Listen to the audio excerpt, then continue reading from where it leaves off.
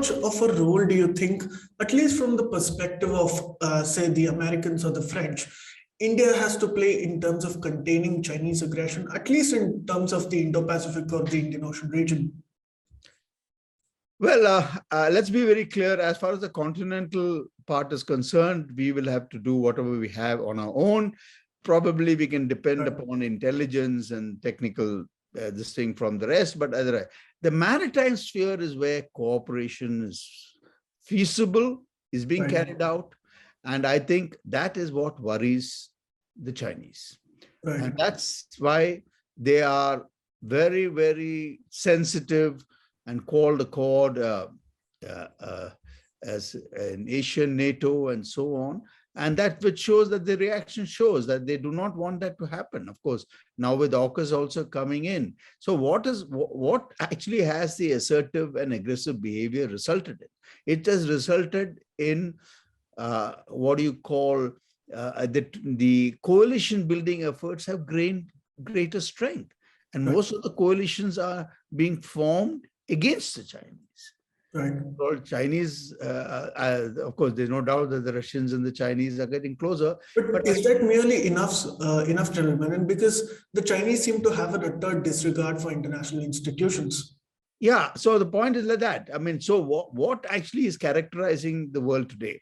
That there is the rise of armed coercion to actually fulfill national objectives. And if you remember, the United Nations was actually instituted precisely to stop such an attitude by nations, armed coercion. And China has been indulging in it, got away for long, because it does only the small stuff. It has not yet done any big stuff as yet. It has not attacked anybody, used large number of forces, unlike Russia, which actually used to, of course, they again did it in gray zone, and they have actually done it in Ukraine. And now they're amassed their forces in the Donbas region of Ukraine, where they're actually threatening to launch a massive offensive. Whether that comes about is another matter. So what we see here is that the Chinese style of operation so far is about armed coercion. Doesn't mean that you go and invade and you use large forces.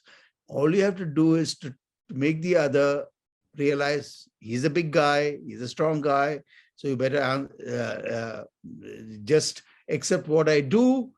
And that is what has happened in South China Sea, because nobody objected insufficiently. They've done. But now, especially after Trump has come, things have changed.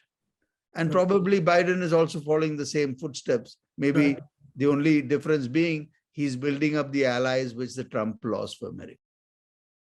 Please remember to subscribe to us and switch on the notifications for this channel. For our other social media links, more content, and to support our work, please visit citti.net. Dhanyavad. Namaskar.